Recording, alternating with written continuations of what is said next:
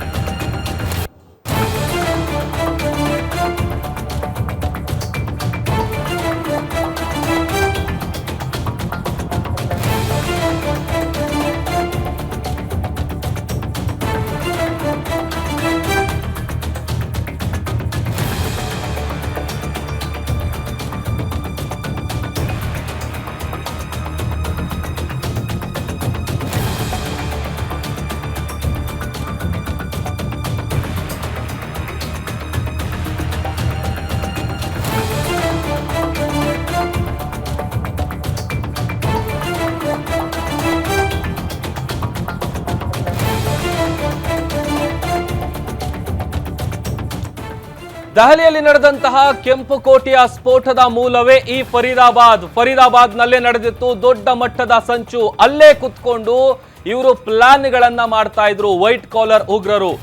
ಅಲ್ ಫಲಾ ಯೂನಿವರ್ಸಿಟಿಯಲ್ಲಿ ರೆಡಿ ಆಗಿತ್ತು ಒಂದು ದೊಡ್ಡ ಪ್ಲಾನ್. ದೆಹಲಿಯ ಕೆಂಪುಕೋಟೆ ಬಳಿಯೇ ಬ್ಲಾಸ್ಟ್ಗೆ ಈ ಉಗ್ರರು ರೆಡಿ ಆಗಿದ್ರು. ಯಾಕಂತಂದ್ರೆ ಆ ವಿಚಾರ ಇದೆಯಲ್ಲ ದೊಡ್ಡ ಮಟ್ಟದಲ್ಲಿ ಚರ್ಚೆ ಆಗ್ತಾ ಇರೋದು. ನೋಡಿ, ಈಗ ಸಹಜವಾಗಿ ಯೂನಿವರ್ಸಿಟಿಗಳಲ್ಲಿ ಅಥವಾ ಕಾಲೇಜ್ಗಳಲ್ಲಿರುವಂತಹ ಒಂದಷ್ಟು ಲ್ಯಾಬೊರೇಟರಿಗಳೇನಿರುತ್ತೆ, ಥಿಯರಿ ಮಾಡ್ತಾರೆ. ಆ ಥಿಯರಿಯನ್ನ ಪ್ರಾಕ್ಟಿಕಲ್ ಕ್ಲಾಸಸ್ ಅಲ್ಲಿ ತೋರಿಸ್ತಾರೆ. ಬಟ್ ಅದೇ ಲ್ಯಾಬೊರೇಟರಿಯನ್ನ ಇವರು ಬಳಸ್ಕೊಂಡು ಅಲ್ಲಿ ಈ ಸ್ಫೋಟಕ ವಸ್ತುಗಳನ್ನ ತಯಾರು ಮಾಡ್ತಾ ಇದ್ರು. ಇಷ್ಟೇ ಗಂಟೆಗೆ ಸ್ಫೋಟಿಸಬೇಕು ಅಂತ ಸ್ಕೆಚ್ ಅನ್ನ ಹಾಕಿದ್ರು ಭಯೋತ್ಪಾದಕರು.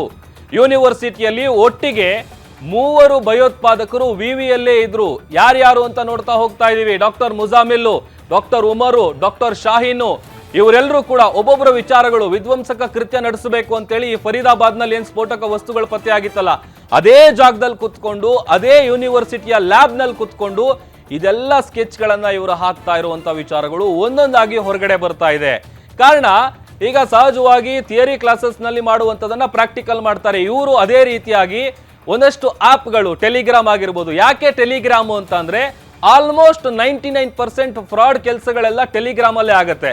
ಕಾರಣ ಎನ್ಕ್ರಿಪ್ಟೆಡ್ ಆಗಿರುತ್ತೆ. ಇವರು ಮಾಡುವಂತ ಚಾಟ್ ಆಗಿರ್ಬೋದು ಅಥವಾ ಇವರು ಚರ್ಚೆ ಮಾಡುವಂತ ವಿಚಾರಗಳು ಯಾವುದು ಕೂಡ ಹೊರಗಡೆ ಬರಲ್ಲ. ಈ ಮುಜಾಮಿಲ್ಲು, ಡಾಕ್ಟರ್ ಉಮರು, ಅದರ ಜೊತೆಗೆ ಡಾಕ್ಟರ್ ಶಾಹೀನು, ಡಾಕ್ಟರ್ ಪರ್ವೇಜು, ಹೀಗೆ ಯಾರನ್ನೆಲ್ಲ ಈಗ ಅರೆಸ್ಟ್ ಮಾಡುವಂತ ಕೆಲಸ ಆಗಿದೆ. ಅವರ ಒಂದೊಂದೇ ಹಿಸ್ಟ್ರಿಗಳಿದೆಯಲ್ಲ ಅದು ನಿಜಕ್ಕೂ ಕೂಡ ಬೆಚ್ಚಿ ಬೀಳಿಸುತ್ತೆ.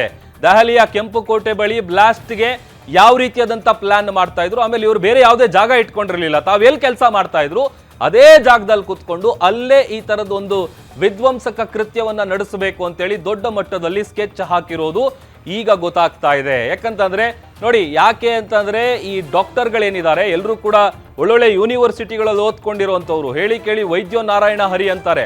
ಆದ್ರೆ ಇವ್ರು ಅಲ್ಲಿ ಕುತ್ಕೊಂಡು ಮಾಡ್ತಾ ಇದ್ದಿದ್ದ ಕೆಲಸನೇ ಬೇರೆ. ಇವ್ರ ಟೋಟಲ್ ಪ್ಲಾನ್ ಇದ್ದಿದೆ ಬೇರೆ. ಯಾವಾಗ ಫರೀದಾಬಾದ್ ನಲ್ಲಿ ಒಂದಷ್ಟು ಸ್ಫೋಟಕ ವಸ್ತುಗಳು ಹೆಚ್ಚು ಕಡಿಮೆ 2900 kg ಆ ಸ್ಫೋಟಕ ವಸ್ತುಗಳ ಪತ್ತೆ ಆಗುತ್ತೆ. ಅದು ಪತ್ತೆಯಾದ ನಂತರದಲ್ಲಿ ಈ ಒಂದು ಬ್ಲಾಸ್ಟ್ ನಡೆದಿರುತ್ತೆ. ಈ ಬ್ಲಾಸ್ಟ್ ನ ಜಾಡು ಹಿಡಿದಿರುವಂತಹ ಪೊಲೀಸರು ಈಗ ಒಂದೊಂದೇ ವಿಚಾರಗಳನ್ನ ತನಿಖೆಯ ಮೂಲಕ ಹೊರಗಡೆ ತರ್ತಾ ಇದ್ದಾರೆ. ಯೂನಿವರ್ಸಿಟಿಯಲ್ಲಿ ಒಟ್ಟಿಗೆ ಈ 3 ಭಯೋತ್ಪಾದಕರು ಕೆಲಸ ಮಾಡ್ತಾ ಇದ್ರು. ಇವರೆಲ್ಲರೂ ಕೂಡ ಅದೇ ಯೂನಿವರ್ಸಿಟಿ, ಇವ್ರಿಗೆ ಅದೇ ಒಂದು ರೀತಿ ಸೇಫ್ ಜಾಗ. ಅದು ಬೇರೆ ಎಲ್ಲೂ ಕೂಡ ಮಾಡ್ತಾ ಇರಲಿಲ್ಲ. ವಿವಿಯಲ್ಲೇ ಇದ್ರು. ಯಾರು? Doctor Muzammil, doctor Umar, doctor Shaheen. Doctor Umar ಏನಿದ್ದಾನೆ ಆತ I-20 ಕಾರ್ನಲ್ಲಿ ಆತ ಡ್ರೈವ್ ಮಾಡ್ತಾ ಇದ್ದ. ಆತನೇ ಸೂಸೈಡ್ ಬಾಂಬರ್ ಅಂತ ಹೇಳಲಾಗ್ತಾ ಇರೋದು. ಅದರ ಜೊತೆಗೆ ಇವರೆಲ್ಲರೂ ಒಟ್ಟಿಗೆ ಕುತ್ಕೊಂಡು ಅಲ್ಲಿ ಪ್ಲಾನ್ಗಳನ್ನ ರೂಪಿಸ್ತಾ ಇದ್ರು. ಅಲ್ ಫಲಾ ಲ್ಯಾಬ್ ಏನಿದೆ ಆ ಲ್ಯಾಬ್ ನಲ್ಲೇ ಈ ಸ್ಫೋಟಕವನ್ನ ತಯಾರಿಸಿದ್ರು ಈ ಜಿಹಾದಿಗಳು. ಅದರ ಜೊತೆಗೆ ಇಂತಿಷ್ಟೇ ಗಂಟೆಗೆ ನಡಿಬೇಕು, ಇಲ್ಲೇ ಬ್ಲಾಸ್ಟ್ ಆಗಬೇಕು, ಜನ ಜಾಸ್ತಿ ಇರಬೇಕು ಅಂತ ಜಾಗ ನೋಡಿಕೊಂಡು ಇವರು ಪಕ್ಕಾ ಪ್ರೀ ಪ್ಲಾನ್ ಮಾಡಿ ಸ್ಕೆಚ್ ಹಾಕಿದ್ರು. ಅಲ್ಲೇ ಸಿಕ್ಕಂತ ಕೆಮಿಕಲ್ಗಳನ್ನ ಬಳಸ್ಕೊಂಡು ಈ ಸ್ಫೋಟಕ ವಸ್ತುವನ್ನ ಉಗ್ರರು ರೆಡಿ ಮಾಡ್ತಾ ಇದ್ರು. ಆ ಕೆಮಿಕಲ್ಸ್ ಗಳಂತಂದ್ರೆ ಈ ಅಮೋನಿಯಂ ನೈಟ್ರೇಟು, ಆಮೇಲೆ ಈ ಸಲ್ಫರ್ ಪೌಡರ್, ಯೂಶಲಿ ಇವನ್ನೆಲ್ಲ ಅಮೋನಿಯಂ ನೈಟ್ರೇಟ್ ಏನಿದೆ ಅದರ ಜೊತೆಗೆ ಫ್ಯೂಯಲ್ ಆಯಿಲ್ ANF ಅಂತ ಏನು ನಾವು ಹೇಳ್ತೀವಿ, ಅದರ ಒಂದು ಎಕ್ಸ್ಪರಿಮೆಂಟ್ಗಳನ್ನು ಅದೇ ಅಲ್ಫಲಾ ಯೂನಿವರ್ಸಿಟಿಲಿರುವಂಥ ಲ್ಯಾಬ್ನಲ್ಲೇ ಅವರು ಚೆಕಿಂಗ್ ಮಾಡ್ತಾ ಇದ್ದಿದ್ದು. ಅಲ್ಲೇ ಇದಕ್ಕೆ ಸಂಬಂಧಪಟ್ಟಂಥ ಎಕ್ಸ್ಪರಿಮೆಂಟ್ಗಳನ್ನು ಮಾಡ್ತಾ ಇದ್ರು.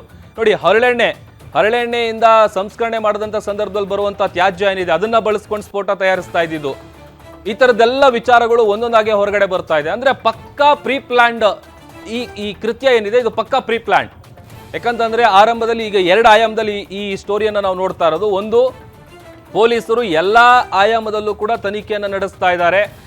5 ತಂಡಗಳಾಗಿ ರಚನೆ ಮಾಡಿಕೊಂಡು ಇದರ ಹಿಂದೆ ಇನ್ನೂ ಯಾರ್ಯಾರಿದ್ದಾರೆ ಅವರನ್ನೆಲ್ಲ ಹುಡುಕಾಡುವಂತ ಕೆಲಸಗಳಾಗ್ತಾ ಇದೆ.